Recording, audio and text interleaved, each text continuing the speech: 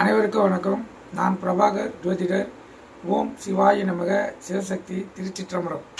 இப்போ நான் என்ன சொல்ல போகிறேன்னா, ஒரு ராஜயோக அமைப்பை பற்றி சொல்கிறேன், கருத்தில் கொள்ளுங்க.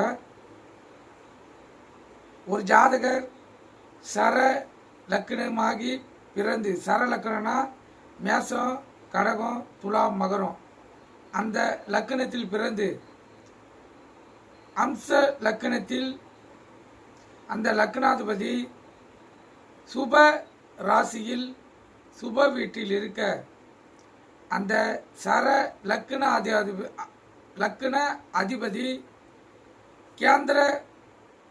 கேந்திரனா 1, 4, 7, 10 அந்த இடத்தில் அமர, அப்படி பிறக்கப்பட்ட ஜாதகர் ராஜ பதவியும் ஐஸ்வர்யமும் ராஜயோகமும் கிட்டக்கூடிய ஜாதக அமைப்பு. இது ஒரு வகையான ராஜயோக அமைப்பு. இப்படி சிறப்பு பெற்றவர்கள் பிறக்கக்குள்ள ஏழ்மையில் இருந்தாலும்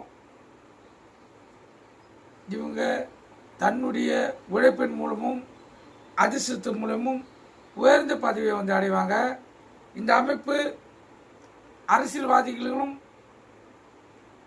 பொருந்தக்கூடிய அமைப்பாகவே அமையும். கருத்து கொண்டு பயன்படுங்க. நன்றி, வணக்கம். வாழ்க வளமுடன்.